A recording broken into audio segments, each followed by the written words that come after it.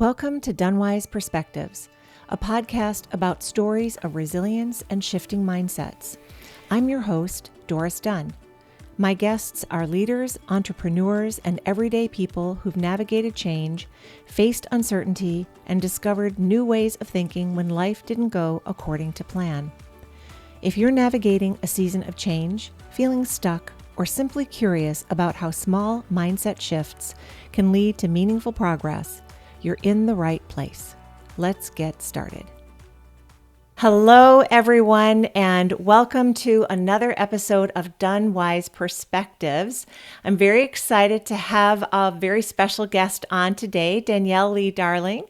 And Danielle and I met at another networking event. Women Connect is where we met. And I know that she is in charge of the Spring Hill chapter. And it is a great networking event here in Tennessee. And they've actually expanded to Kentucky and Georgia and Alabama. So it's a wonderful organization if you want to check that out.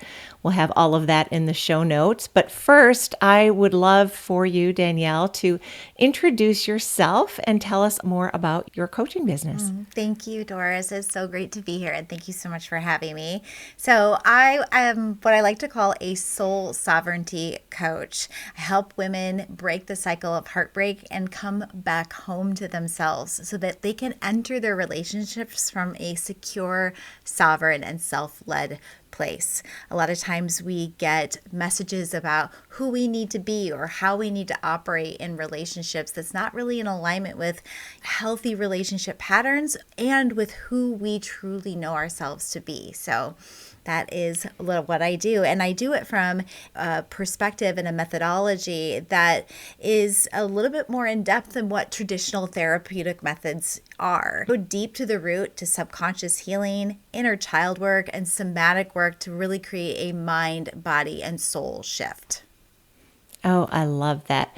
I want to start with a definition of sovereign that may not be familiar with that word. Yeah. And what is it? What is the history of it? And how does it connect back to your coaching business? Yeah, so sovereign has its origins in rulership over certain towns or countries, but really when we come to self-sovereignty, it is about self-governing, being self-led, possessing ultimate authority over yourself. And it is a person who isn't ruled by fear, chaos, external validation, those manipulation, the conditioning that we receive during childhood and through our cultural perspectives. They are that grounded wholeness and they know themselves in and out, and they become unshakable when someone is coming at them with a certain emotion or judgments or criticisms. They're able to stand in their truth and move forward from that place. So a lot of that sounds like you help them know themselves a little bit better. Yeah. And you speak from experience, I assume. I know that a lot of your work is in relationships. And I'm getting ready to celebrate 30 years of marriage in May. And so I've been married a very long time. And just like any marriage, it's not perfect, but it's pretty darn good. And I wish everyone would have a relationship like my husband and I do, but I know that you did not have that type of experience. Yeah. Share a little more about your history and, again, from a relationship perspective, how you learned what a bad relationship was. I like to say there's no good or bad relationship. Our relationships are always happening for us, and they come to us in a time and a place, and usually are a mirror for our own self-healing. So yes, I've been through some trials and tribulations, most definitely, but I do believe that everything is happening for us. And now with this program that I'm rolling out, I know why this all happened. So to give you a little recap, grew up in a Midwestern family. my dad was kind of a workaholic. He was hypercritical. And so that really instilled in me this need to prove myself to be lovable, that nothing I did was ever good enough. And so when I had some traumatic things happen to me in my 20s, I was in a very wounded place and went directly for a man who is exactly like my father, because the brain loves to close loops, right? We don't like to have those empty loops. So my brain's we got to heal this part. So we're going to attach ourselves to someone who is going to give us the same type of experience that we learned how to receive love, right? That's who we're usually attracted to. And so I was married to, he was loyal and he was committed and he's a great father, but his behavior patterns exacerbated the wounds inside of me. And I decided to walk away in 2020, 2021. And from there, went right into a relationship with a covert narcissist because I felt like I was not enough. So I fell for the grandiose expressions of love. He was so verbose. He was a singer, songwriter, the musician, and really fed that part of my soul that was feeling so empty at the time. And went through the hardships of that relationship and walked away in 2024.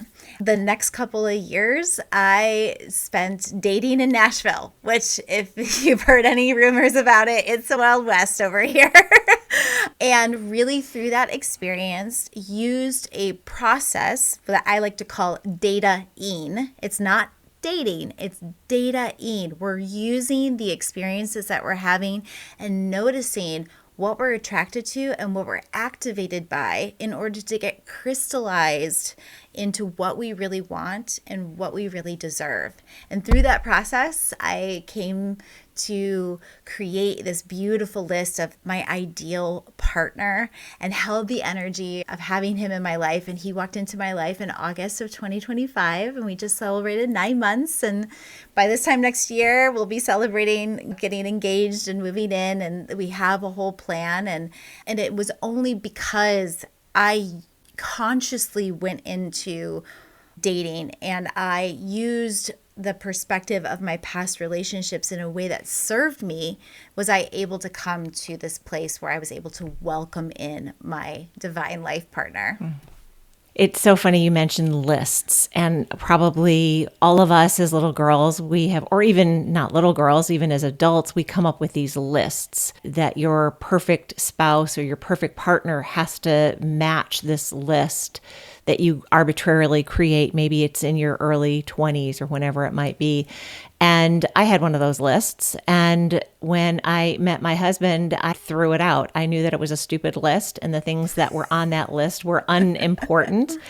And I stand by that today, that some of these lists that we create in our 20s, but I have a feeling that the list you created for this last relationship was a lot deeper. It wasn't a list that, okay, that he had to have this and this. It's almost more materialistic. Yes. And things that don't matter as much.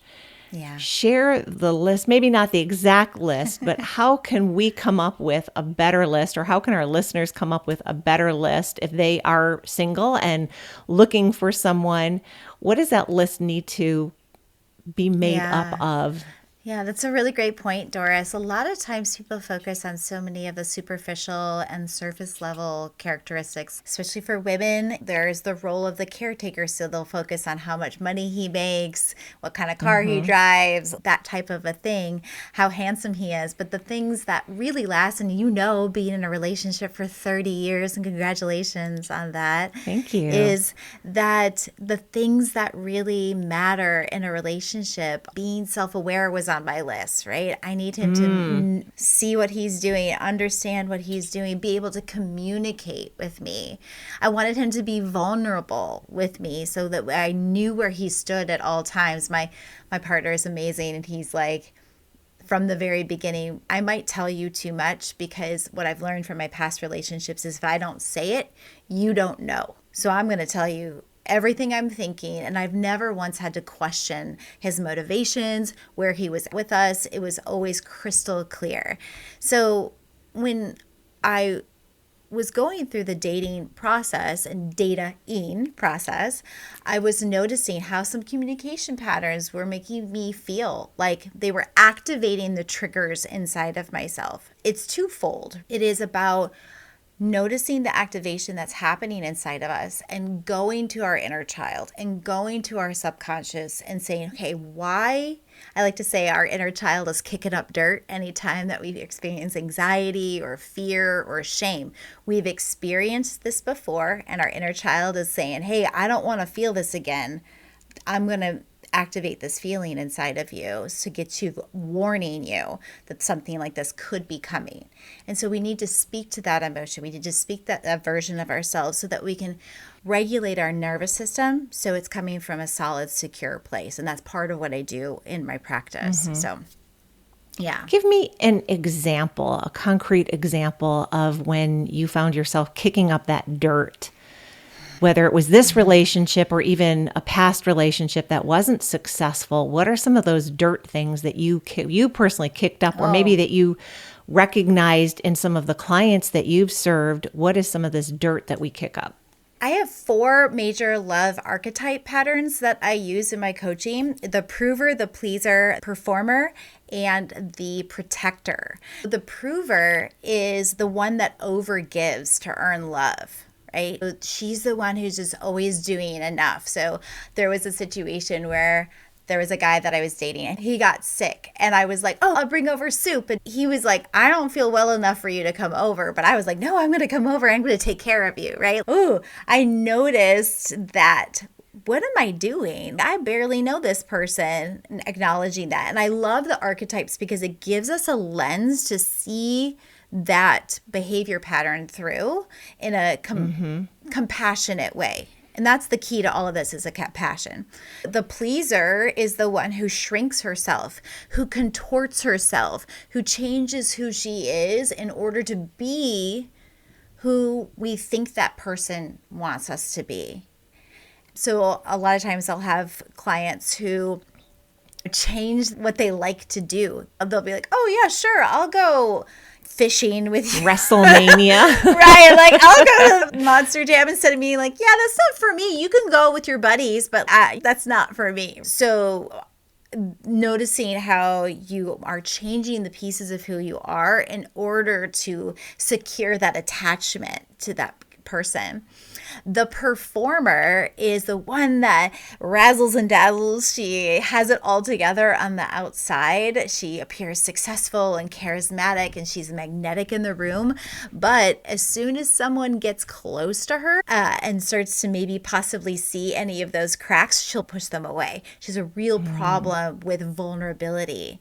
So noticing when that person is getting close to me, I'm feeling tense or anxious or whatnot. And she learned very early on that being herself maybe wasn't the safest thing. She couldn't show her true colors. So she masks up and she is overly perfectionistic so that no one has to see any of the flaws or the cracks in the surface. And then the protector is the one who is overly protective. She sees the red flags and she's, okay, you're out right away. Like, love is dangerous to her. And she doesn't give people a good enough chance to prove that they can be trustworthy and that her heart is safe. Their heart is safe with them.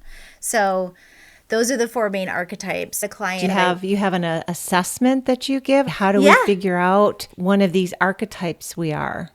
I have a quiz.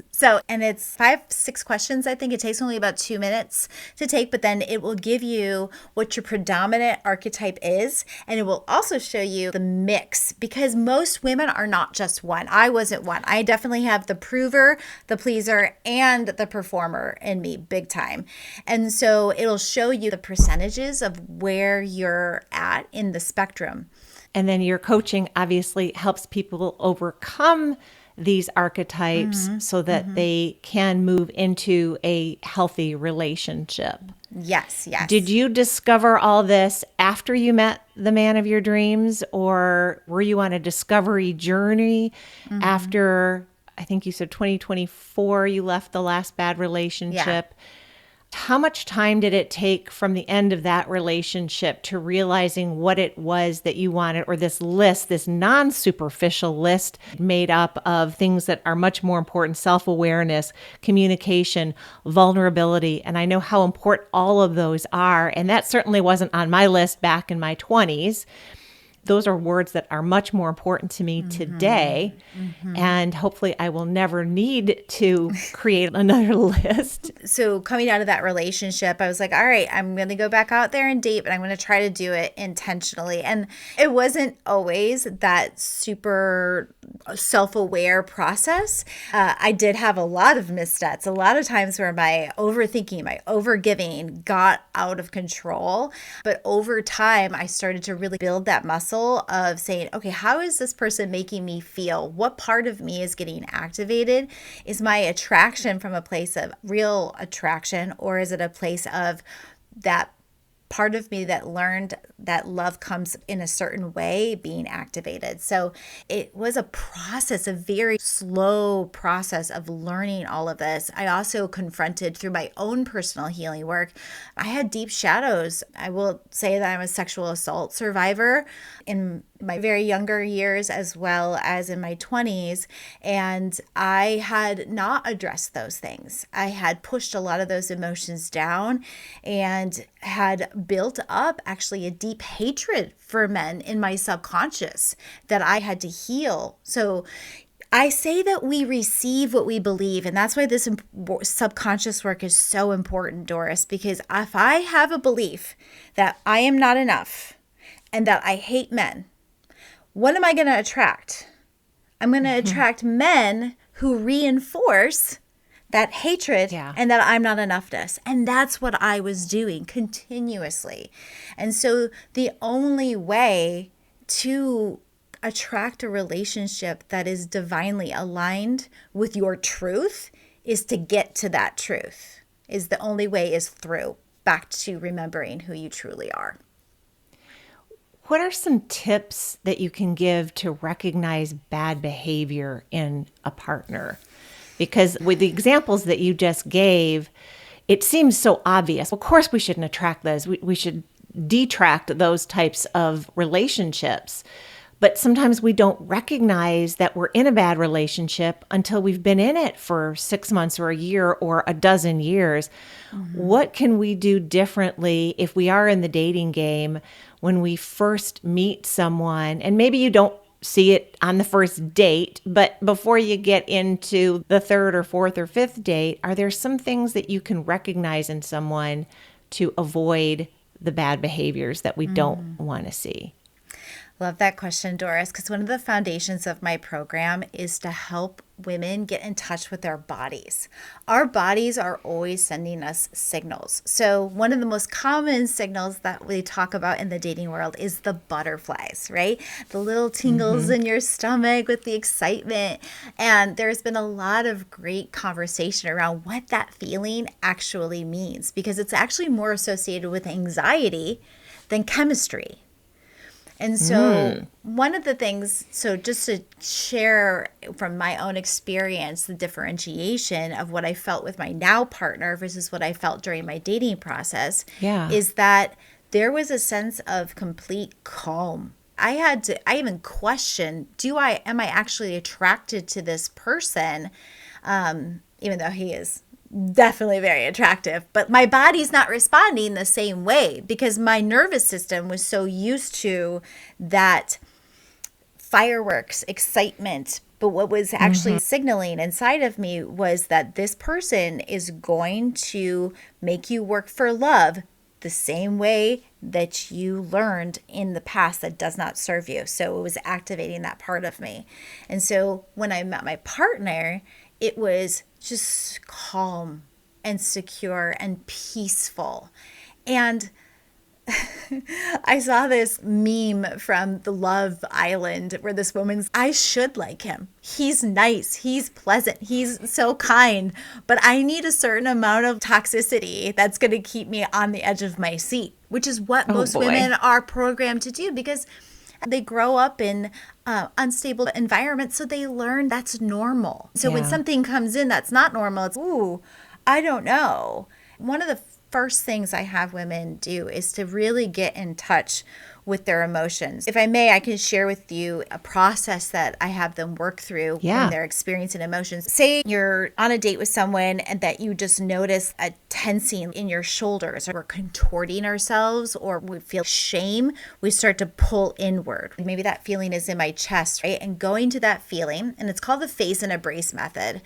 And just centering in on that energy that is in that area of your body and welcoming it in, because we are taught in the Western society that emotions, there's no time. We don't have time for emotions. We have to bury them and barrel through onto the next thing, productivity and hustle. And so they just end up building up over time. And so by actually acknowledging and welcoming our emotions in and not pushing them away, it disarms the energy around our emotions and that fear that we have about addressing that emotion. So we welcome it in and we sit it down for a nice fireside chat and say, oh, shame, you are here to tell me something. What is it that you're here to tell me? And if you really sink in and listen to what your emotions and your body is trying to tell you, there's so much wisdom. Because what I usually find with my clients is that voice, that emotional voice, is actually their younger self, their inner child, who's saying, hey, remember the time when daddy shamed you for what you were wearing to school or something like that. And this is a reverberation of that experience in the present moment. And so then we can go to the inner child and speak to her and give her what she needed to hear back then so that we can calm her down and then take this message and this information to move forward in a way that serves the future us, this new identity that we're working into. So for me, I am a huge proponent of somatic work, tapping into the wisdom of our bodies, because we are taught to stay here in this society and that gets us into the overthinking and trying to strategically change things when it's coming from your body. It gives you so much more wisdom to move forward more quickly. I love that. I love that. You said a lot in there. I want to unpack some of the things you said. Going back a few minutes, you said work for love. I thought that was an interesting phraseology, working for love. But what I'm hearing is we shouldn't have to work for love. No. That there should be a bigger sense of calm than working for love. And maybe working for love is more going back to that list that we have or that we thought was important, that superficial list that we shouldn't listen to. We should throw that list away and pull out this new list that we've created. And if we do that, then there's less of working for love and more of happening.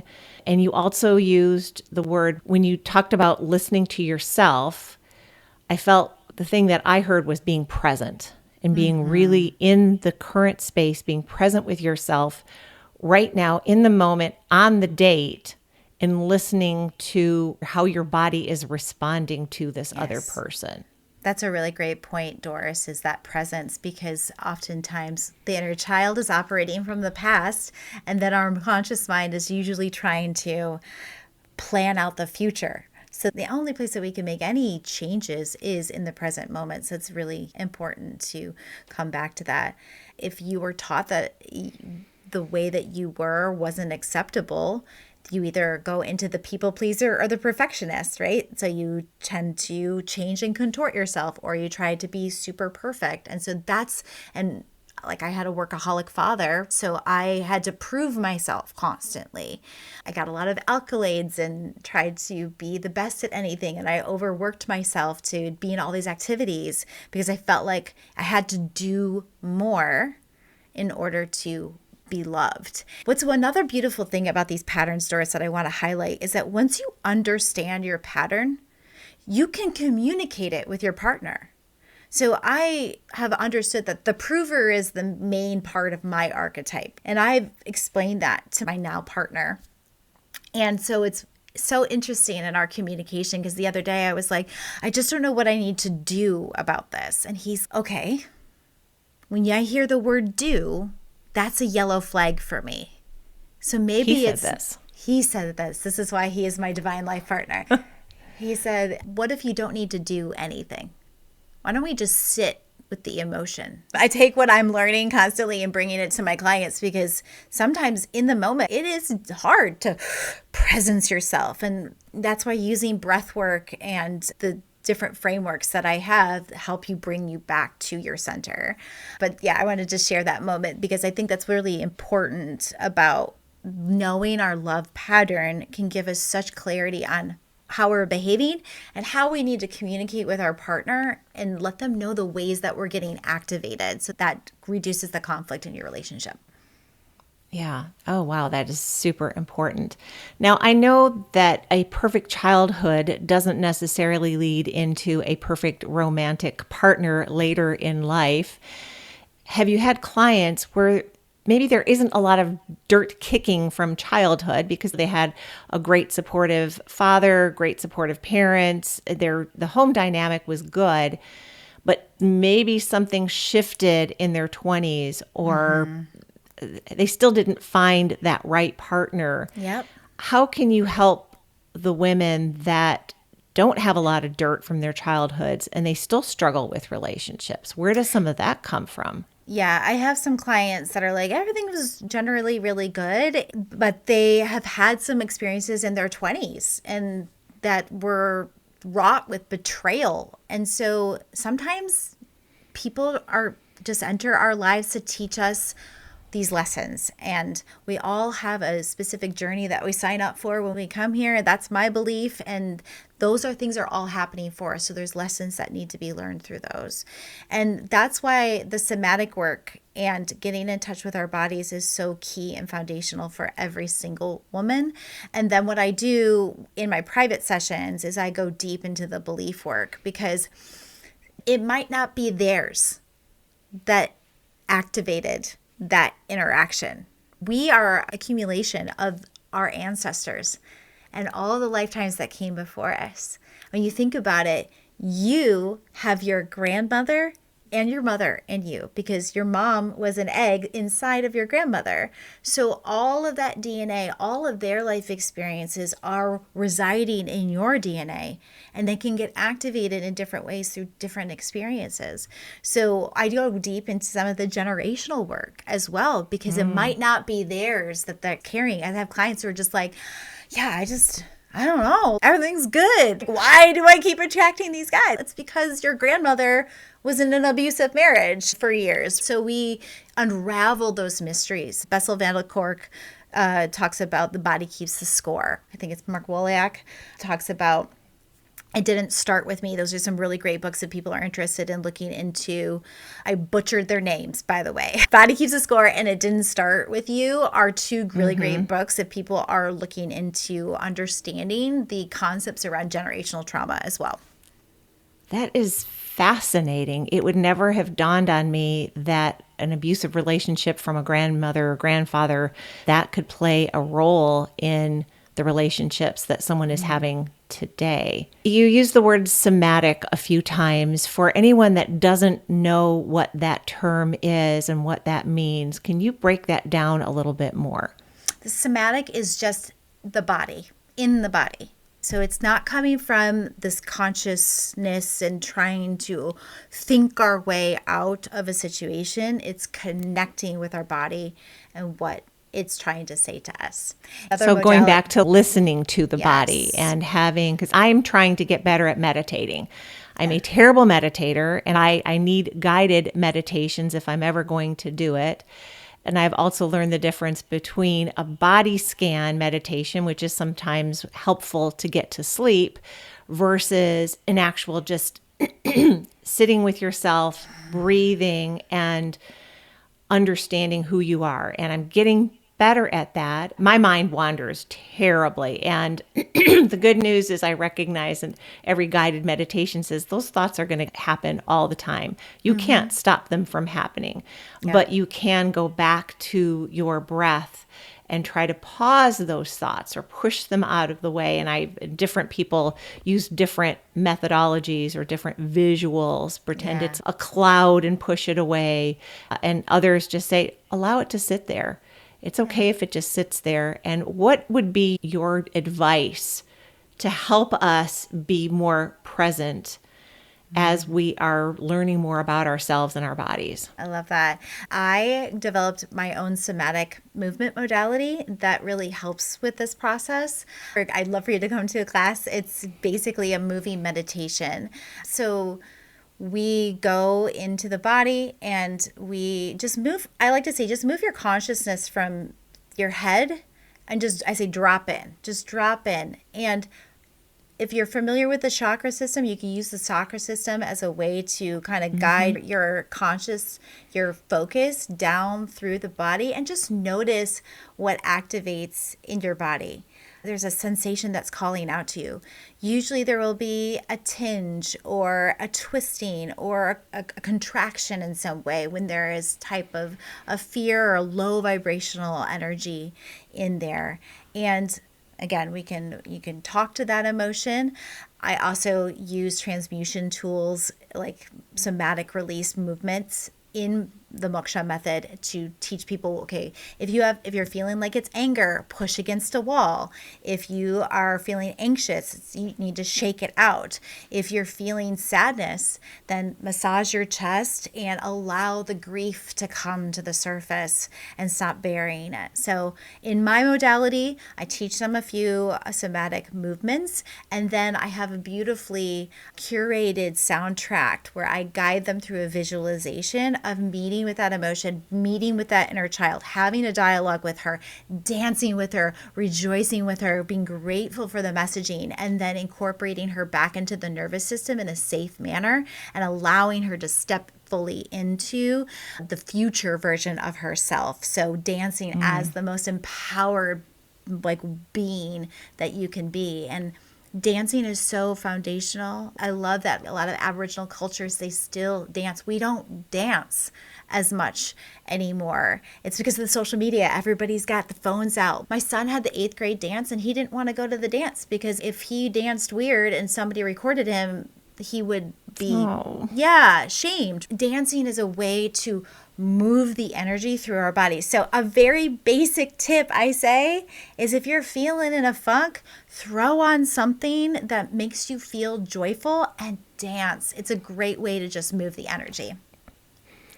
Yeah, dance like no one's there. And that's my favorite time to dance is when no one's watching me. Me too. My husband likes to say that if you remember Elaine, the Seinfeld character, or Elaine in the Seinfeld episode, that's what I look like when I dance. And no one's ever videotaped me. So I think I'm amazing. I could be the next TikTok star, but the truth is I probably would break the internet with how horrible my dancing is.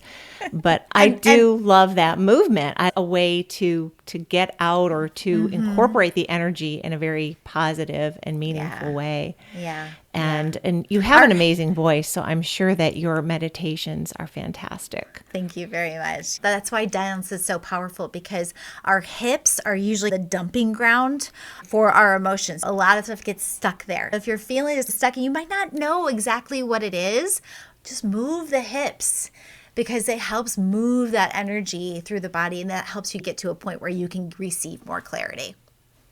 Oh, that's amazing. I loved when you corrected me at the beginning when I talked about good relationships or bad relationships. And you mentioned that there are no good or bad. We just learn from everything. And I agree with that. I think everything that happens in our lives, I'm a big believer in you are exactly where you're supposed to be right now.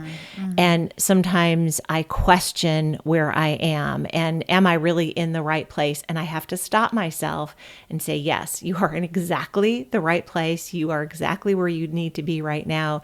And I think that reflects back on those words, bad, good. Maybe we need to drop those from our vocabularies entirely because nothing's necessarily good or bad. Yes, there are sexual abuse is very bad and it should never happen. And absolutely, that is horrible. And I'm sorry that happened to you. And I know others that have experienced that. And there's just no excuse for that incredibly bad behavior. I think that the word is properly used there.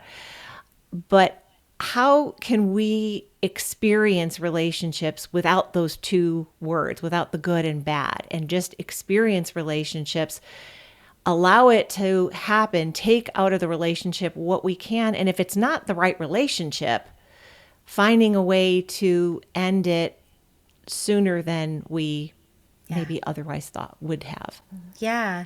Thank you for exploring this concept a little bit more. My son's therapist is like, don't say good or bad. It's friendly or unfriendly, because it can place these little subconscious words are so powerful, right? And so if you use your good or bad, it adds that part of our identity. So thank you for bringing this conversation back around, because it's what I like to say, aligned or not aligned. So in our lifetime, there are thousands of soulmates that are available to us. And there will be some soulmates that we meet that are incompatible, that are there to teach us something about ourselves for our soul's evolution. So meeting it and say, okay, this was not an aligned partnership. And this experience moved me closer to my alignment, so that I can be in a fully aligned place to welcome in. Because it's that list, right? That list only came from me knowing who I was, so that I could be in an aligned place to welcome the right partner. Well, and those alignments aren't necessarily romantic partners. Those could be friends, acquaintances, even thinking about where you want to work from a workplace situation. Absolutely. Where a workplace might not be aligned with who you are and where you need to be, recognizing that misalignment and moving on to something else that's more aligned with who you are. And it all comes back to knowing yourself fully, because if you don't, you're going to keep coming at those employments, those friendships, those relationships from a reactionary place, not from an activated, intentional place. Yes. As we start wrapping up today, is there anything that I didn't ask that you wish I had? Oh, that's a great question. I just love to tell people about what I have coming up, if that's okay. Yes, I would love that. Yes, tell people what you have coming up, and also tell people how they can get in touch with you. And we will have that information in the show notes as well, but please share how people can get in touch with you and learn more about your work. Fantastic. I will definitely give you the love pattern quiz. I encourage everybody to take this. Even if you are in a long-standing relationship like Doris, you might be having the same fights with your partner all of the time, and these can come from those love pattern roots. So it's a great tool to use. I also like to say for business owners and entrepreneurs, it's a great tool to use, because our relationship with our partner is also reflective in our relationship with our business, and how we receive love is reflected in how we receive money. So we need to be able to heal both those aspects in order to be in just divine flow with our business and our relationships. So definitely take the quiz. And then coming up mid-July, I'm going to be launching the Sovereign Love Academy, which is going to be a 12-week container for women to heal the subconscious beliefs and the patterning around their love patterns, so they can become sovereign, secure, and self-love and they're led in their relationships. Oh, I can't wait. That is so exciting. That is going to be incredibly popular.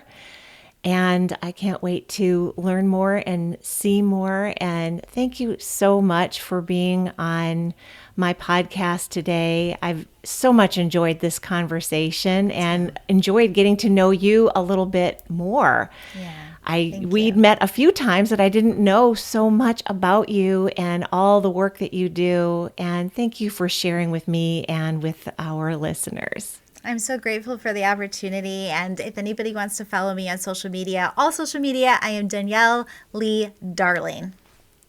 All right. Thank you so much. Have an amazing day. Thank you.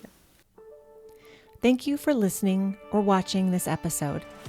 If something from today's conversation resonated with you, I'd love for you to share this episode with someone who might need it, or take a moment to reflect on what stood out for you. You can find show notes wherever you get your podcasts. And if you enjoy the podcast, subscribing or leaving a review helps more people find these conversations. Until next time, keep learning, stay curious, and remember, sometimes a small shift in perspective can change everything.